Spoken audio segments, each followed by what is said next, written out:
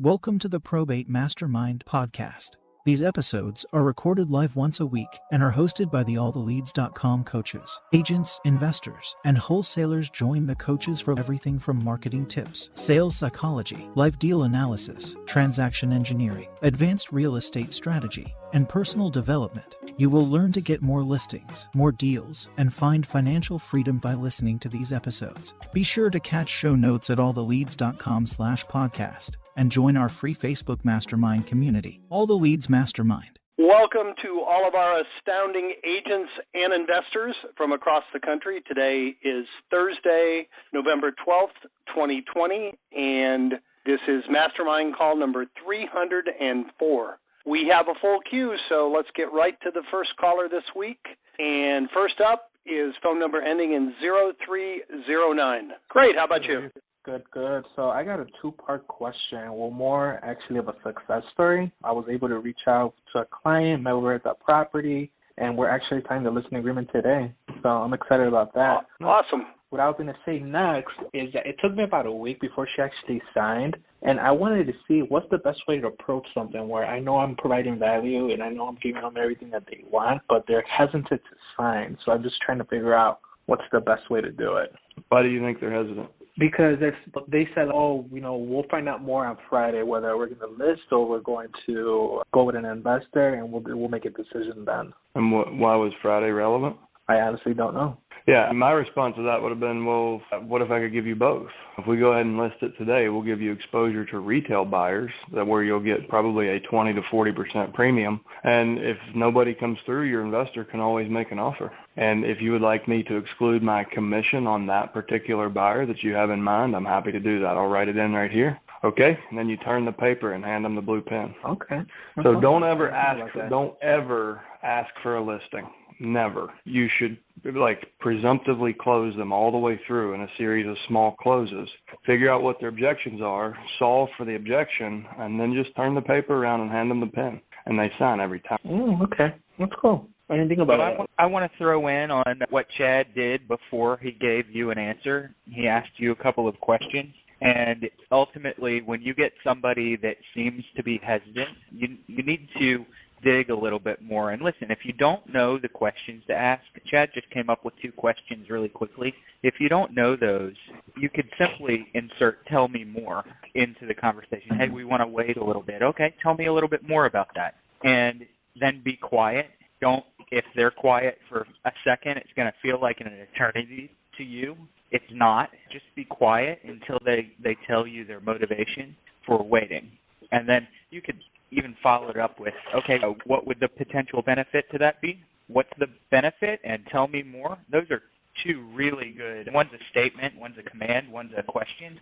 But you're gonna understand a lot of their motivations, and a lot of times they're gonna talk themselves out of the waiting. They're only stalling because they have a fear of buying something. They're just getting a little bit of buyer's remorse, and they're throwing a stall out there just out of habit. And they'll overcome it themselves if you ask the right questions. And I could do a better job explaining myself too. Thanks, Bruce. What I'm doing in the background is I'm asking myself, what's the emotion driving the behavior? And the behavior is apprehension, right? That's what they're doing. But why is that? If I haven't heard a legitimate reason and they say, hey, you're the guy for us, we really like what we've heard, let me think about it. You've given me a lot to think about. Then my mind immediately, I'm going, okay, what is the fear? It's almost 99% of the time it's a fear, whether it's rational or not. No matter how small it is, it's creating a block in their behavior. So I'm like, what is the fear that is driving this behavior, and how can I remove that fear? And a lot of times people they know what they need to do, but you've gotten them out of their comfort zone, and all they want to do, their amygdala is like, retreat, get back into your comfort zone, even when it's not in their best interest. And you'll get a feel for this, and that's why I apply pressure the way I do. If this were a grieving widow and I felt like she just wasn't ready, my approach is 100% different. But when someone says, Chad, we love what you're doing, we're ready to do business with you, why don't we just wait a week to see if we can sell it for less? That's irrational. So their fear is not representing their best interest, in my opinion, as their potential fiduciary. So that's when I grab them by the hand and pull their ass out of the probate quicksand before they end up costing themselves a bunch of money. And I can feel good about that. But that's what's going on behind the scenes with me, is I'm trying to identify the emotion driving the behavior. If there's not a good explainable reason, then I'll put pressure on and make them and have them do what's in their best interest. Gotcha. And that's exactly what happened. She's like, I'm looking for an investor, but at the same time, I want to make more money. So she's, I want to wait till Friday since I'm meeting with an investor then to see what they propose to me. So you can use Bruce's tactic there and be like, oh, that's interesting. Tell me why you think selling with an investor is in your best interest. And then you're going to get all of her beliefs. So you'll get the belief that selling with a realtor is hard. You'll get the belief that cleaning out a house is more than she can handle. You'll get the belief that it's going to take 60 days. You'll get the belief that she's going to pay more in commissions and end up netting less money. And what does that become? That becomes your language roadmap for the rest of the conversation. You just literally, she'll set up the flags and you just go pluck them out and then hand her the blue pen. But asking, say, listen, that's a lot of folks say that. I'm really interested to understand why, because we have a fiduciary responsibility and we're bound by a code of ethics and investors aren't. So as far as where I sit, it looks like I'm offering you protection, consumer protection, to get you the most amount of equity out of the asset. And it looks to me like you're not interested in that. Help me understand. And I'm bringing that fear to the surface, right? Now, I'm an investor too, but if I believe that it's in their best interest to sell on the retail market or as is, I'm going to use that language. If I think that they really do need an investor offer, then I'm going to be the one with the blue pen. I'll sign the offer and then slide it over to them. Okay. Another thing that you could do is act a little bit confused. It takes a level of confidence, and I don't want to say practice this, but you're really good at it, Bruce. You do want to practice acting confused. I'm great at it. You do want to practice acting confused and say, okay, and an investor might be a solution for you. Why don't I just bring you some investors? And it needs to have an air of authenticity to it, because if they feel like it's just a trap, it'll play against you. But if you just get a puzzled look on your face and go, oh, okay, I get it. Why don't I just bring you a handful of investors? Now, you better have the investors if you're going to do that. That will normally get them to go, well, yeah, why not? Okay, and then you can turn it around and get the listing signed. Okay, cool. I used to use that tactic too. NAR has muddied the water for us there. A lot of sellers were hell-bent to go sell to an investor, and if it's a house that I didn't want, I would list it on a flat rate, so I would get higher than 6 or 8% if it was a cheap house, an inexpensive house. I would list it flat rate with an MLS opt-out, and then I would just send it out to my list of 138 cash buyers that I had real relationships with, and we would have a frenzy in 5 minutes. And they were always shocked. And I'm like, so you create price competition among qualified investors who have been pre-vetted by you. You're technically representing the seller, but you get to double end it, and the first page of your offer for the investor is an unrepresented party addendum. So I actually did that quite often if I didn't want the house myself. It's essentially, it's the net result of wholesaling, but it's not considered a net listing, and it's perfectly legal. But NAR has tried to put an end to any MLS opt-outs. Okay, cool. And then what do you do in a situation when you do your USP and the response I received was like, oh, probate it's going, and I just got stuck there. Obviously, I'm just starting out and I'm trying to get used to it, and I have a little bit of a fear. Typically, that's an objection that I never heard before. They say probate is, did you say probate is done? The objection I received was like probate is going after I did my USP. Yeah, which is odd. I didn't understand what he meant by that. What can serve you? Like, he gave you an awkward response, so answer him with an awkward response. So probate is going, well or not, and then just be absolutely silent. If they're being like that with you, just turn it back around. Probate's going. Just give an awkward pause and say well or not, and then don't speak, because you want to use that silence as your leverage, and it's extremely uncomfortable for people. So they've established a pattern that they found to run people off quickly in just a few words, and you can short circuit that and get to have a real conversation with the person. You can use humor. You can use just in that situation that was an awkward response, so that's what I responded with. But get them out of that loop, and then have a good question on deck.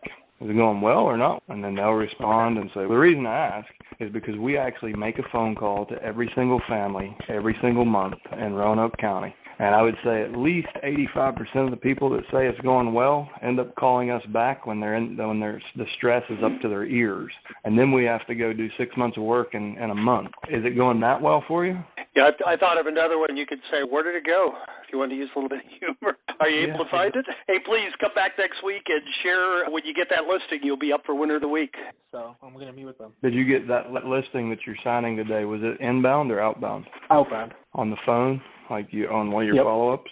Yep. First time you talked to them, or? Yeah, first time I talked to her, I met with her at the property, gave them my listing presentation, and they said they'll give me till Friday, and it just happened at the beginning of this week. And then before you know it, she tells me, good job, thank you for the hard work, you worked so hard for me, I'm ready to sign and just bring the listing agreement when we meet. And how long have you been doing great. this? Awesome. Repeat that again? How long have you been doing this? Honestly, since September, but not hardcore till like maybe a couple weeks ago. So you started trying 2 weeks ago, and you already got your first listing on the first phone call? Applaud from the crowd.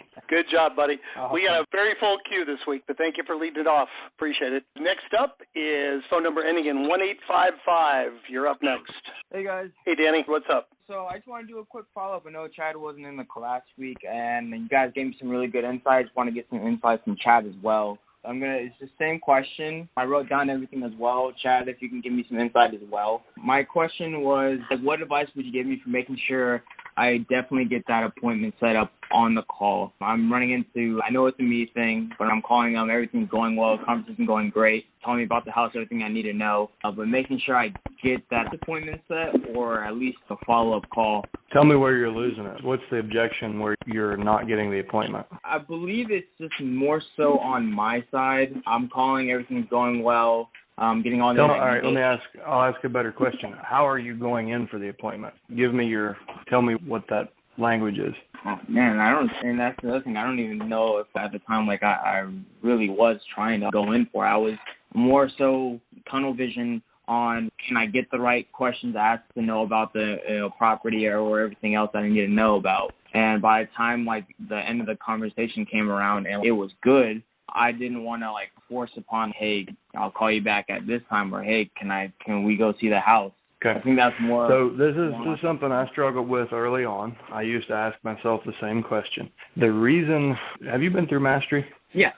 Okay, so you remember the order in Mastery. So it's your USP, and then you identify, is there real estate? Is there an intent to sell? Who are the decision makers? What is the relationship dynamic? And then go for the appointment. Before we talk about real estate, we go for the appointment. We identify real estate, and then we quickly step away from it so they don't feel like that's the only purpose of our call. And then we focus on building rapport by talking more about people and situation. We set the appointment. It's usually tentative, and then you give them 100% permission to cancel. And they never do, because you will reinforce that with so much value after you go, oh, hey, real quick, before you go, can I ask you a few questions about the property so I can do my homework? And then it becomes a more casual, light, easy conversation. And then you gather all the other information. So what you're doing is I try to accomplish 10% and then after I have the appointment, get the other 90% of the information. You're on the flip side of that. And that's how I used to do it. And that's what I tell you in Mastery, like everything on that probate seller interview sheet and during day 3, like when we go through the conversation, like literally line by line, I've moved each of these pieces around and put them in the right progressive order where I had the highest close ratio. So I would suggest that you focus more on people and situation and get the appointment, even if it's a tentative appointment, and then say, oh, real quick, can I ask you a few questions about the property? And this is where you get to really show off your value and learn a lot about the property and the finances and all those things. So I think that's going to help you. The other thing that will help you is remind yourself every time you pick up the phone, why are you picking up the phone? What's your personal outcome? I'm asking you, what is your personal outcome every time you pick up the phone? You're asking me. Okay. For me, it's reach out to them, see if they are in need of any help, and if I can. How much money do you make reaching out to people? None. So let's get to what is the prime objective of the call. It's to get face-to-face with this person for any reason, because once they meet you face-to-face, you close, right? How many of the last 10 face-to-face appointments you have, how many did you fail at? For me, I haven't made a face-to-face myself yet. I've gone in with, I work with in this. Gotcha. Yeah. So you're teeing shy up with appointments. So of the last 10, how many failed? Like that you got the face-to-face appointment? I've gone, well, personally, like I wouldn't even say I've gone to 10 so far myself, but I've gone to 4, and from my knowledge and everything that's happened, none of them have failed out. We always make a follow-up if we can view the house, but we've gone and met them, So, I wouldn't even say any of them. Fair enough. You get my point. What I want you to, like, during this entire conversation, even after you've gotten the appointment, why do these people need to see me in person? Because when you get there in person, your chance of getting in deep rapport and closing goes up exponentially. Every time you make a prospecting call, deep breath, how do I get face-to-face? Sometimes it's to put a no trespassing sign in the window. Sometimes it's to get a dog and take it to the SPCA so it's cared for. Sometimes it's to change out the locks on the house, to winterize the house. Whatever, however small that reason might be, if you can get a decision maker to meet with you, it changes the whole dynamic of this, and you no longer have competition. So I want you to focus on that as the primary objective of your next prospecting call, being how do I get face-to-face? Then you don't have to be thinking about 10 different ways to set an appointment, because you're going to come up with it, and it's going to be different every time. You'll know how to close the appointment because you'll know the clear reason and the clear outcome of them meeting you in person, and that will drive your language. So you don't need a script. You just need a purpose, and your purpose is a face-to-face appointment this time. All right. Yeah, well, thank you. I was writing all that down as well. That was good advice. Thank you. Hello, everybody. This is Jonathan from Dallas, Texas. How's everyone doing today? Hey, Jonathan. Hey, Jonathan. Welcome. Thank you. Okay, so I'm going to go right into the questions, okay? So first one, I'm talking about quality contractors. So in Mastery, Chad, one of the ways you said to meet a quality contractor was you would be out either at Lowe's or Home Depot in the morning, coffee, donuts, something of that nature, and meeting people who look for the big trucks, people who actually are making money and doing well, real business. So in this environment where we are with COVID, how would you change that tactic up in order to meet some quality contractors, or would you still do the same thing? I'd do the same thing. They have to get out and work, and they're doing what they do. So there's a lumber shortage now. So like when I go to buy lumber, I have to go to 3 or 4 stores. So you're actually more likely to meet them now than ever, because now they're going to 3 and 4 different Home Depots. So if you spend 3 hours under the portico on the pro side of the Home Depot, you'll meet more contractors now than you would have 6 months ago. They're having to run all over town for materials. Gotcha. Good deal. All right. Other things you can do, something, and I don't know if I mentioned this in Mastery, go to custom cabinet shops, custom kitchen and bath stores. Those are people who are selling to a higher-end clientele, and get to know, just let them know. Say, hey, listen, I'm looking for a guy that has some availability right now. I've got jobs lined up. Can you please give him my card? And just stop into those places where more successful and more organized contractors, the people they have relationships with. So if you've got lumber wholesalers, if you have kitchen and bath stores, granite places, and just say, who do you do a lot of business with that you trust that has some time in their schedule? Can you please make sure they get one of my cards? And it gives you some scale there, because you can have people out recruiting for you. Got you. And I can differentiate those people from people who I just want to do punch work. Real quick, on my letters, okay? I know this is a plus or minus. I need everyone's opinion on this one. I have, on the top of my letterhead, I have Dallas Life Transitions, which is my LLC.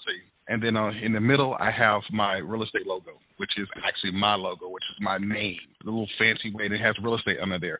Is having my real estate logo a plus or minus on there? Should I have Dallas Life Transition on one side? And my logo is in the middle. You should test it and find out. All right. So I'll take it off. The only real way to know is to remove it. My inclination is to tell you to take off your real estate logo, because you wouldn't be building and supporting a brand called Dallas Life Transitions if all you cared about was real estate listings. Am I right? Got you. So you're conveying 2 different things. You're saying, here's a broad scope of service that I do to provide service, value to my community. But hey, look, I'm a realtor. Got any real estate? So take that off. And in the beginning of the conversation, think of it as a funnel, right? So in the beginning, you have a broad scope of service.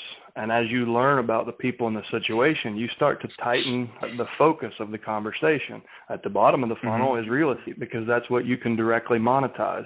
But there may be 12 things that are bigger problems in their head, and their perception is their reality. So if the dog that needs to be taken to the SPCA because people are getting tired of going and feeding it every day, if that's the biggest problem in their mind, you need to have a solution for it. So if Dallas Life Transitions is a brand that can capture all of that, your name as a real estate agent or broker doesn't. So they may perceive that as, well, I'll call this guy whenever it's time to sell the house, and someone else will get it before then. So that's why I like a brand that is, you're painting the picture of a vertically integrated solution, like a social enterprise in the community. And to dual brand something is just diluting both brands. Gotcha. All right. The deal. One more real quick. Before you throw that, Chad almost convinced me because I was going to take the opposite approach, and now I'm wishy-washy on the opposite approach. But Are you acting confused again? I'm acting confused. Yep. So I've run 2 separate companies with generic brands, not Dallas Life Transitions, but just generic company names. And both times in my business, both times that I went away from my personal name and to a company name, I lost conversion. What I realized is most of the time people do business with a person, and they're less likely to do business with a company if that company isn't brand. And I think they do business with you as a person. The one thing I would say to that is it's an obvious personal letter with his name at the bottom. So they're not getting a letter from DLT saying respectfully DLT corporate headquarters. They're getting it from the person. I agree with what Bruce is saying, but considering how personal our letters already are, I think that you get around that. One more. I have one more, real quick. All right, it's about follow up and everything. It's about system. I'm finding a lot of my leads are falling through the cracks because either I'm not calling them back or what day I need to call them back. And I don't know if I should. I tried paper, like writing each lead that I need to call back on the paper, put it in the system, like a folder system, but it becomes junky. What have you guys done in the past in order to make sure that the calls that you're going to make, these follow-up calls that you're going to make, pop right up so it's not such a headache to search through and find, okay, I need to call this person back, or is it today or tomorrow? Does that kind of make sense? So this is a system question. So you just need to start using it.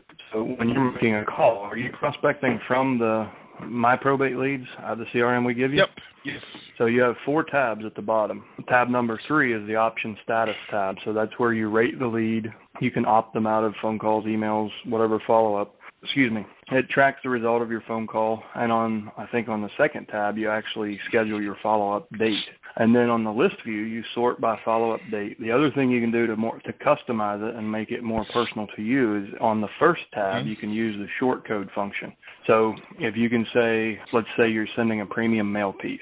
So you could say PMP follow-up, and that would, for you, that would mean premium mail piece follow-up. That would be a short code, and now you can sort your list or filter your list by that short code. So you know which ones which ones need to get the PMP or which ones already have it. Everything you need to stay organized and save money is already built in. It's really simple by design, but I think everything you're looking for is there. And we talked about this in pretty great detail. I think it was 2 mastermind calls ago. Kat can link it in the show notes, but I think it was 2 calls ago. We actually had a pretty extensive conversation about just all the ways you can use that to get a more efficient workflow.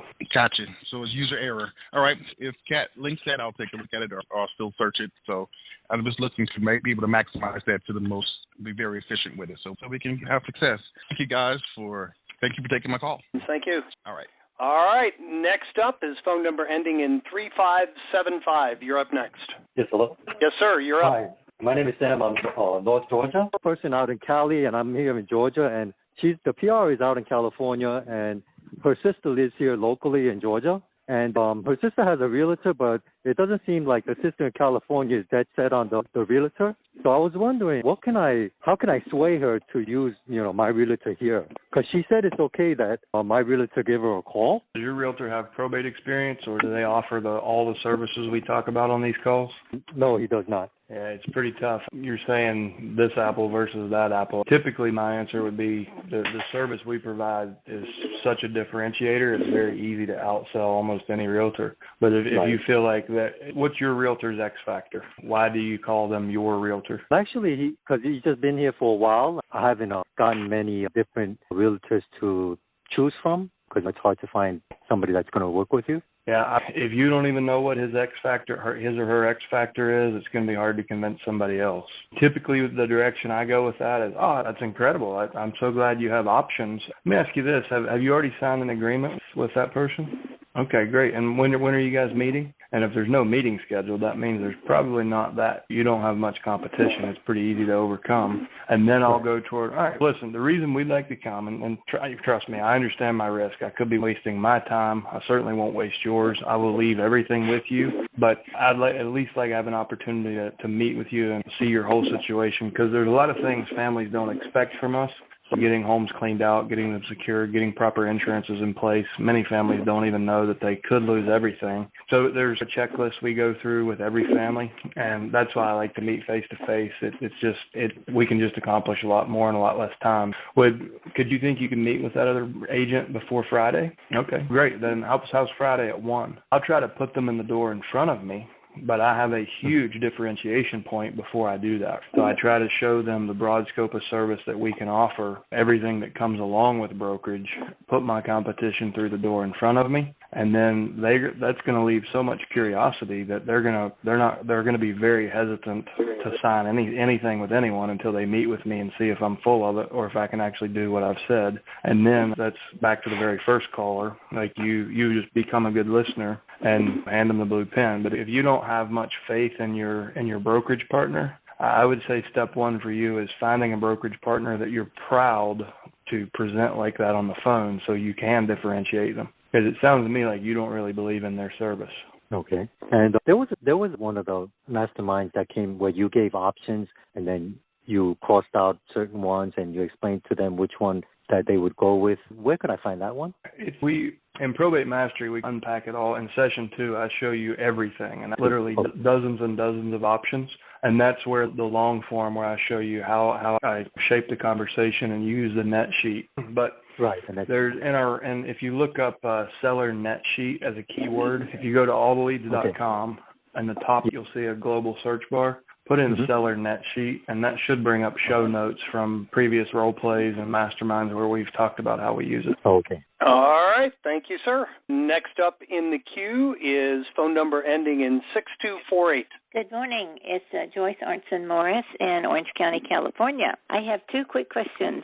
If I have a client who has full authority, who filed for full authority, and I have a buyer that signed an offer to them, and the probate isn't closed yet with the court, can the buyer back out at any time? Who are you representing, Joyce? Oh, I'm representing the PR. Okay. Whether the buyer can back out is dependent on the contingencies in the contract. What contingency are they trying to exercise? They just don't want to do it anymore. That's fine. Send them a release with a $0 earnest money deposit return. So they don't get their earnest money back. I'm assuming that's what the contract says. So if you guys have held up your end of the deal and it's contingent upon court approval, as long as that court approval wasn't on or before a specific date, then you're performing within what you agreed to in the contract. So if they've changed their mind, just let them know that it's very simple. You just forfeit the earnest money deposit and then you go sell it to somebody else. Got it. Okay. Just one more quick question, Chad. I still don't have an open courthouse in Orange County, and my regular USP and things that you've taught me to say aren't really working with my old leads. It seems like I need a new approach because they're so old. I haven't had a lead since April. Okay. Where's the conversation hanging up? What's the choke point? It just seems like I get all the standard objections that mostly we're just stuck with COVID and we're not moving forward until we get... Okay. And my first response will be, yeah, trust me, I understand. We've had to be patient. A lot of families are being patient right now, even when it's not the best thing for the family. Let me ask you this, Joyce. When is your next hearing date? Do you know that? And what I'm looking for is how engaged are they really, or have they just checked out and the attorney's sitting on his hands because there's no urgency? And if they do know a hearing date, then that gives me a target, like a follow-up target. If they're just not, if I know they're going to sit on their hands until X date, then I know exactly when I need to follow up is about a week before X. So ask them some questions like that are more, procedural questions. Well, can you help me understand where you're at in the process, and what's your understanding of the next step? And as they start talking about that, it gives you some time to think and be listening for other chinks in the armor, like things that could be bothering them. And, for example, when are property taxes coming due next in your market? Is it in December? Okay, so that's a good milestone that applies to every single conversation. Mr. Smith, I'm sure you're aware that property taxes aren't cheap in Orange County, and they're due on December 5th. So if we could get this in someone else's name and your family could save $15,000, do you think that would be in your best interest? We can't do that because actually we help a lot of our clients get full authority from the court so they actually can sell on the family's timeline, not the state's timeline. Is that something you would be interested in if we could show you how to do it to save you a whole lot of time and a whole lot of money? Great. How's Friday at 3? I can meet you at the house. And so look for specifics like that, like use specific things, like their next court date, the next tax event, the election, if you want, like the presidential inauguration, and whatever your belief is about where your market is headed, you can use that as urgency. But if they've gotten in this pattern of procrastination and the attorney's validating that because he's also in that, you watch the interview with John Fraker, and it takes him an average of 9-10 months to close a probate case, where the average in the state is 18 months. And it doesn't, just because they have an attorney, just because they trust that attorney, doesn't mean they're getting the best service or having the most efficient process. So poke around and see if there's anything you can do to expedite the process and get them re-engaged, because it will save them money and stress. So that's what I would try. That's good. Thank you. You're welcome. I will give it a try right now as soon as the call's over. Thanks, bye. All right. We only have 2 more in the queue. We had a few people drop out. If anybody wants to jump in, *6 and hit 1. In the meantime, next up is phone number ending in 5464. Hey, how's it going? It's Eddie here in Kansas City. Hey, Eddie. What's up, man? Bruce, I told you I was going to get on the call like 3 weeks ago, and I've just been too swamped. We had a baby last week. We weren't even able to get on the phone calls. But I have some wins from a couple weeks ago when I told Bruce that I got 2 contracts signed for purchase properties I'm going to purchase. I got one of them assigned already, and we're closing sometime next week. The other property I'm purchasing on the 18th. Then I wholesaled a property that closed a week ago Monday, and then I purchased property that we're going to fix up and sell hopefully today. I was just talking with the title company while I was listening to this, and she's saying hopefully we'll close it today. A lot of things coming through that are for the good. Bruce, that property that I was hoping to get under contract, I did not get a contract, but the guy gave me the key to the house. So he was like, here's the key. So I'm still like, can we sign a purchase agreement? But he was just like, here's the key, so I don't have to come over here and show you inside anymore. So move in and claim adverse possession. Yeah, I could, I'll just start renting it out and do that. Yeah, there you go. What do you think his hang-up is? Like, he wants to sell it? Yeah, his brother committed suicide there. So what if you just send him a contract? Just send it to him and see if he signs it and sends it back. So I've done this with letters of intent in case they sign it. It's a non-binding agreement. But if you've already been through the house, you know your price, right? Yes. Yeah. So what I've done in the past is I will actually sign the purchase agreement, but over the price field, I will put a Post-it note that says, call me, let's fill in the blank on the phone. And then I'll send it in a certified envelope just so I know it gets there and I know it gets attention. And when they open it up, it says real estate purchase and sale agreement, and they remove the sticky and see the price field blank. Your damn phone rings immediately. And it's a way to break people out of that. And he obviously is emotionally checked out about the house. He's, here's the key, screw it. Like, he needs to sell that house, but he needs a breakthrough. And you need to make it real. Have you ever negotiated on something like personal property? If you show up with cash and actually show it to the person, you can buy shit at 30 cents on the dollar. And you're doing, that's how we do it in real estate, right? Show him the reality of the situation by giving him a purchase agreement that he's not expecting. And I had it backfire on me once because I did it with people who I'd never spoken to. I only, just so everybody understands, this is only a tactic I use with people I have rapport with. If you do it as a cold mailer, man, it pisses a lot of people off. Ask me how I know. But I have used it in this way where when people just can't get out of their own way and make a decision, it can create a breakthrough. What's it going to cost you, 15 cents to try, or whatever the certified letter costs, plus the printing. But that's something you could try. Yeah. Okay. I like that. So you've gotten 4 deals in the last month? Is that the timeline you're talking about? Yeah. The 2 that I've closed on, like, I've literally been working on these 2 for 2 years.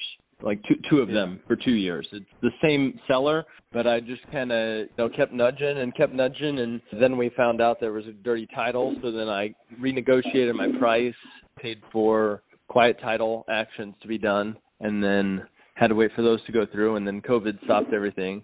So then September is when the quiet title came through on 2 of them, and then those are 2 of them. The third one is a guy who really didn't like my price at first and said he was going to go and he was going to clean out the whole house and then call me to come back. And so he called me and he's like, yeah, come back. And literally he hadn't done anything to the property. I gave him a little bit higher than what he said, what we were originally talking about. And he was like, okay, this sounds good. And my buyer, he does a lot in that area. So I signed an assignment contract the same day that I got the contract on that property. And then the last one is actually the first deal I'm closing since I bought all the leads. It's the first deal that's come through for all the leads since I started buying them in, I think, August, September, something like that. And it worked from a phone call. I just called the guy once. He was like, yeah, meet me there today. And he's the same guy that said he got higher offers but went with me because I was more professional.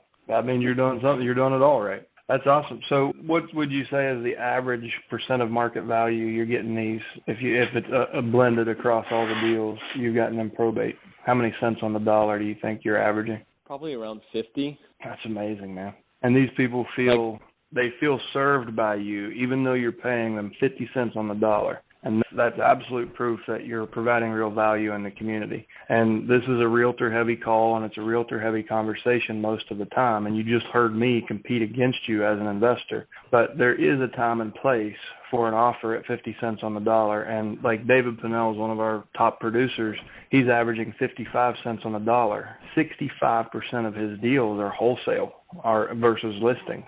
And there is a massive need in the community for this, for people who just are done. And it's really common for people to say, oh, we're going to clean it out, we're going to keep it, we're going to rent it to Cousin Jerry. And a month later, after a blow-up argument, everything changes. So you're doing a lot of things right. Your approach is obviously right. Your service is obviously top-notch.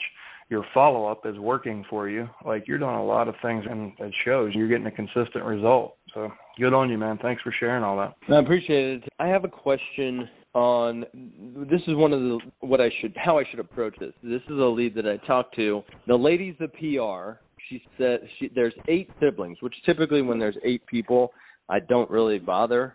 You need to change your mindset on that. Seriously. Yeah. Those are the best deals because the more heirs you don't have to, the less interested. Oh, yeah. Yeah, exactly. Okay. Yeah, a discount in the price doesn't affect any of them too drastically the way it would with one. So, yeah, I've always found those are the best.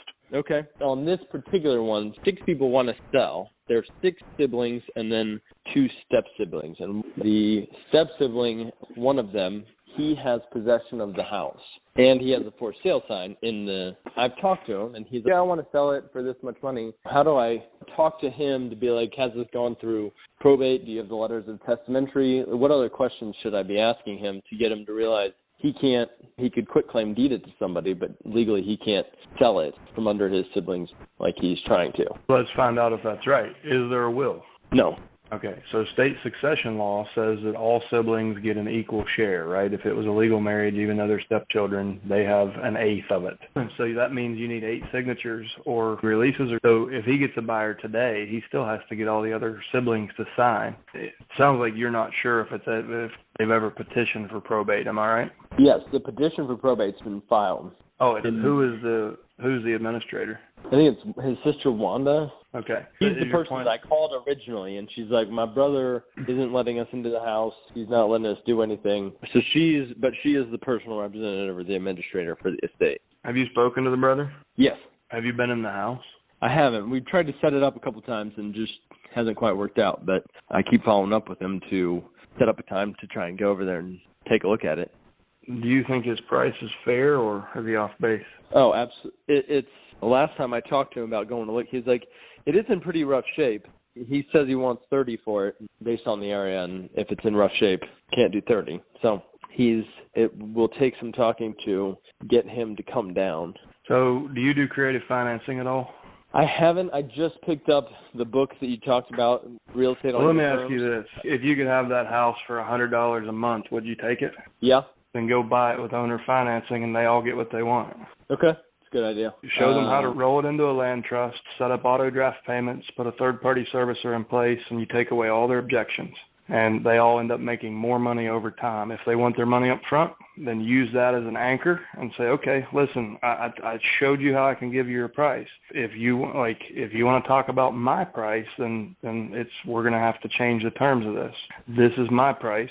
This is your price. I'm giving you two ways to sell this house. Which one do you think works best for you? So creative financing, even if you just use it as an anchor for the conversation, it can be a great leverage point that gets him past this, because he hasn't had that realization. Like you've got to bring him to reality, and giving them a real option. Okay, perfect. I'll pay you $30,000. We'll close next week. Can you be moved out by then? And you get him back on his heels and say, no, listen, like I gave you what you wanted, so here's the blue pen. And then you're having a real conversation.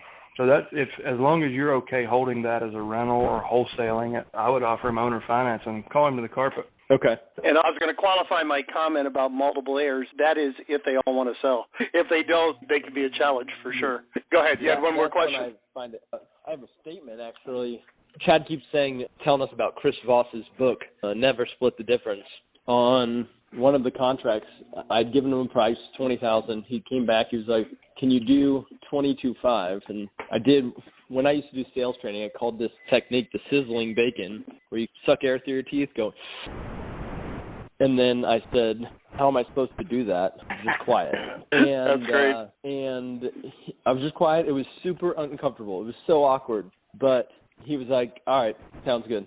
So beautiful. For anybody who hasn't picked up that book, it's worth listening to or reading. That is awesome. Thank you, sir. Yeah, we got a full queue again. We had a bunch of people just jump in, and we're probably not going to get to y'all. If we don't get to you, right after the call, reach out. We'll get back to you one-on-one. I think Bruce and Chad, do you have a hard cutoff at 2, or can you go a little bit over? 2:15, I'm good. I got about 5 minutes after. Phone number ending in 3861. You're up next.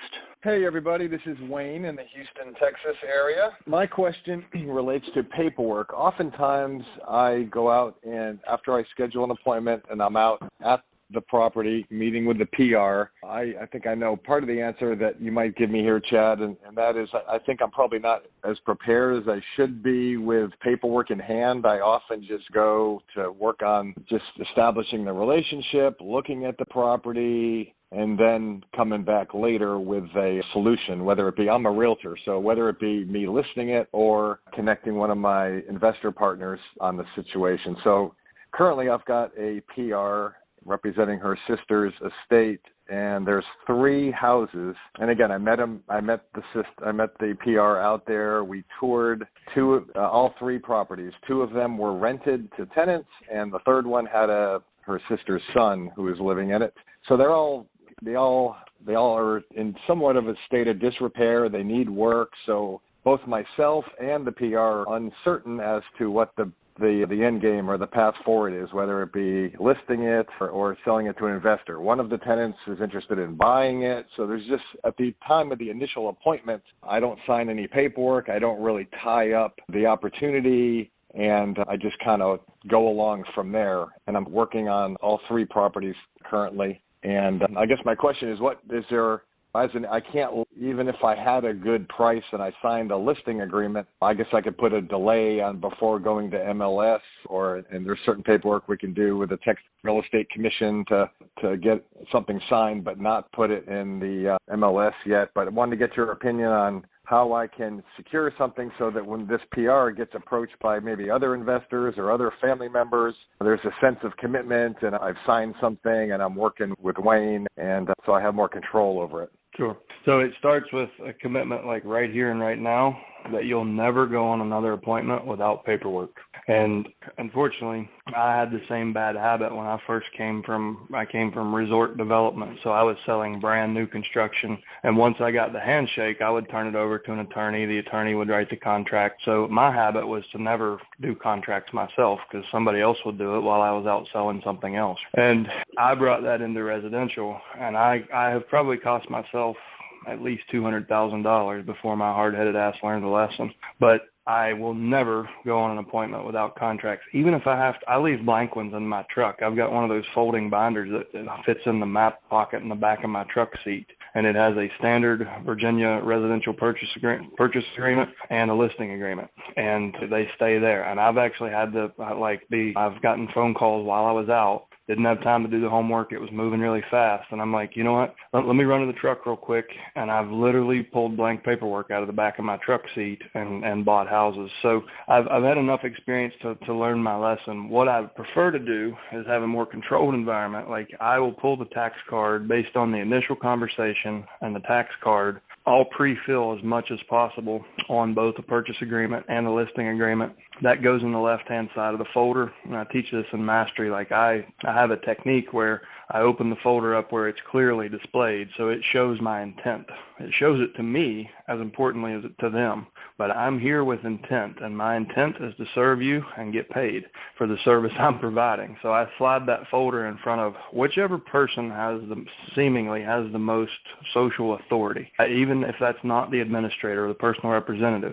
If somebody else has stronger authority in the family, like in the walkthrough, then that gets slid over in front of them. And I play a game, like when they pull the folder out of the paper out of the folder and start looking through the contracts, then I know I'm done. So I would suggest that you just think about it a little bit and think my intent is always to get paperwork signed, whether that's a letter of intent, a purchase agreement, or a listing agreement. One of the three usually fits. Now, as far as when it's unclear what exact tactics you'll be using, choose a strategy, whether it's listing or acquisition. Choose your strategy, and if you're unclear on the tactics, go ahead and sign the agreement. You can always amend just about any agreement, right? So you can, in my listing, I really like this here because I use it this way a lot. We have a listing date and we have a listing live date, or we have a listing agreement date and then a live listing date. So it gives me two date fields that I can use and easily show my MLS that I was in compliance. And our rules are it has to be uploaded within 48 hours of the live listing date. So I can do it on November 12th, and my live listing date can be January 2nd. And there's nothing, so I'm protecting my interest in this property until I get it ready for market. If you don't have that built into your standard forms, just use the additional terms and just figure out your language. Additional terms, number one, the effective listing date is X. The listing live date that it will go on to TXMLS is this date. And as long as I can do that. Okay, we can do that. Yeah. So that's what I would recommend, but always go with pre-filled paperwork if it's an option. And I'm not an investor. I have investor partners, so I don't have the letter of intent or a purchase agreement. I only would be able to carry the listing agreement. So just use that to secure it. That's not necessarily true. If you want to represent buyers as a buyer's agent, then you can pivot and you can say, listen, that's fine. It sounds like you don't really need representation. It seems like you're a very intelligent person. I represent buyers as well, and I have several investors that buy in this zip code that I'm sure would be interested. So can I write an offer on the property? And if they say yes, as long as you have a good book of buyer business, like for me, like I could send a few text messages and walk around and look at the gutter system for 10 minutes, and I would pretty much know when I came back around to the front door whether I could present an offer or not. And you can DocuSign an offer off and do it like in real time.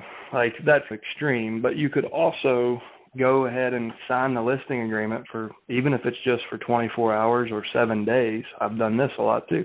Sign a listing agreement with a very short listing term and then go out, send it through your cash buyer list, all those investors, get them to give you an offer, have them sign an unrepresented party addendum. So in that case, you can play the role of a wholesaler, but with a fiduciary responsibility. You can double into commission without dual agency, and everybody wins. So you can use your state forms the same way a wholesaler would use a contract and an assignment. And you can do it as a flat fee. Like I was saying that earlier. One I did this on, I took a $5,000 commission on a $25,000 house. And I knew I could sell it in hours. And it took, I don't know, it might have taken 10 hours to get that one ratified. But I made $5,000 in 10 hours. Wayne, I'll jump in and say years ago I learned that a lot of times as a seller, when you have an interested buyer, you can write a reverse offer to that buyer, especially if the buyer's on the fence. So I started taking that technique several years ago, and when I meet with a seller and they say, hey, look, we just just want X price, I'd go ahead and write up the offer and have the seller, the owner, sign it. And I'd say, if I get you a buyer that meets these terms, your signature's on this document. The new buyer, they're just going to sign it, and you're going to be under contract. So if you think that they're going to be good with certain terms and you think that you have a buyer that would jump on those terms, you could have them sign the purchase agreement ahead of time as well. Okay. That helps. I think something that's important there is disclose, like your representation. Mm-hmm. True. All right. Does that help, sir? Yep. All right. We have one more in the queue. Chad, before we get to the last caller, I just got a text question from a caller like three callers ago. It was mentioned that in California it can take 18 months to close a probate. Just in case we got any new people, we don't want them to think that they're not going to ever get paid for 18 months. Would you just real quickly explain how you can get full authority in California and be able to close sooner? Yeah, and just because probate takes 18 months doesn't mean that you're not going to get paid. I think that's a common misconception. Like, real estate is not probate. Real estate is one asset within probate. So even in states where probate takes a long time, which California, Nevada, Hawaii, like they have long processes, it doesn't mean the real estate professional is not going to get paid and the title is not going to transfer. So the first thing is understanding that. The next thing is understanding that not all attorneys are created equal. Some are way better than others, and some are way more proactive, which makes their process more efficient, which shortens the timeline drastically. If they haven't petitioned the court for full authority versus limited authority, that's one thing that you can nudge the attorney to do on their client's behalf. And what that allows them to do is fast-track the entire process, especially the real estate sale. So in California specifically, and Nevada is very similar, when you have the contract or the purchase agreement is ratified, that's then submitted to the probate attorney who submits it to the court, and that they then appoint a referee to go out and give them a valuation. Then you wait for the next hearing, and then they open an overbid process. And then your buyer, if you're the buyer, you could be overbid by 10%, and it's more like it's an auction format. If you want to avoid that whole thing, you just need to petition the court for full authority, at which point it looks like it does in just about in the really simple states. Ratify the purchase agreement, get it to title, close. So you don't, like, if you were alarmed by that statement, it certainly doesn't mean you can't get paid for 18 months. But you can, by understanding the local process and being very familiar with it, you can find ways to help the clients. If the attorney's not, you can help push them through. And what you'll find when you do this and get to know a few attorneys, really good probate attorneys don't allow their clients to have limited authority because it's not in their best interest. But unfortunately, they're not all really good. So sometimes we have to help them along. Perfect. Thank you. We're making up for the short call yesterday with the long one today, but one more caller in the queue. Last up this week is phone number ending in 6388. You're up last. Hi, thanks for taking the call. This is Ron in Arizona, and I'm new. I've got a couple of things. First of all, my county is 2 hours away from me. It's not going to be easy for me to drive down there all the time. I want to work with a realtor. There's a realtor there that I respect. I'm not sure how to frame the relationship. And I'm also, second part of the question is, I'm not sure what to do to get some momentum, get the things moving. I'm in a mental framework where I want to know the whole stretch of how things are going to work before I take a step, and I'm not getting anything done that way. I have to move forward somehow. So are you clear on your offer, like all the ways you can help these families?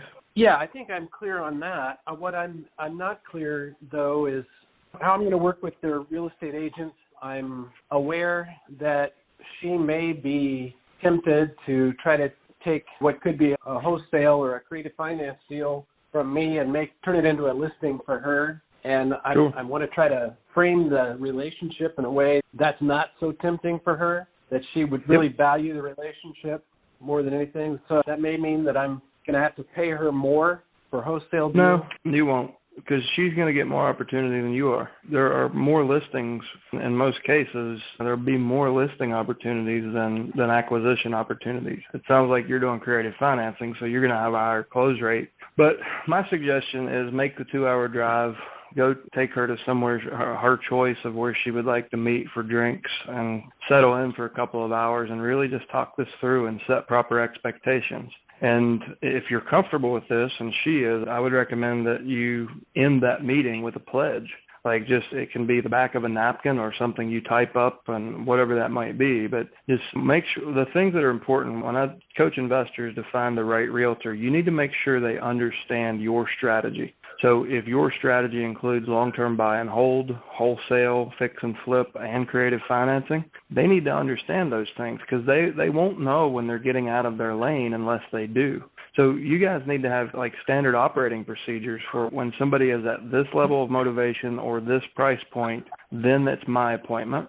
When they're at a different, then it's yours, and figure that out. If in the beginning you may, to help build these like procedures, you may actually want to go on each appointment together.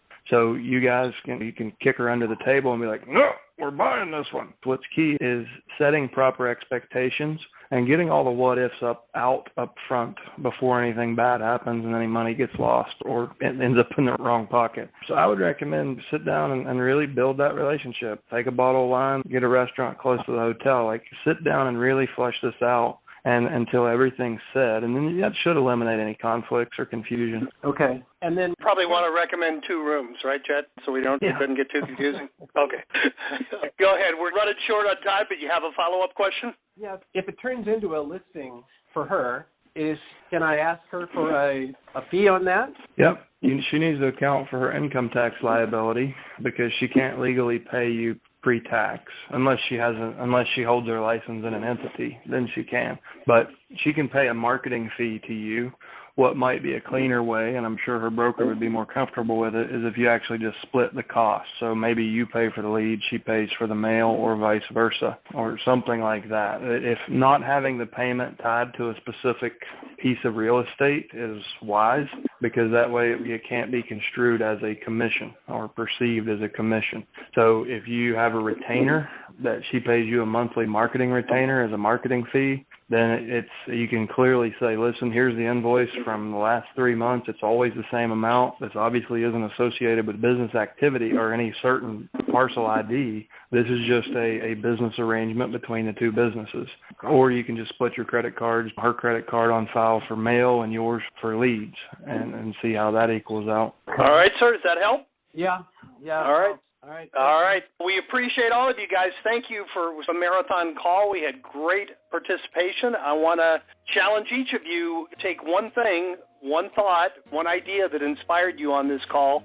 Go out and put it into practice, and please come back next Thursday and share your results with the group. Have a great week. Stay healthy, stay productive, and we will talk to you same time next Thursday. Take care, everybody. Talk to you soon.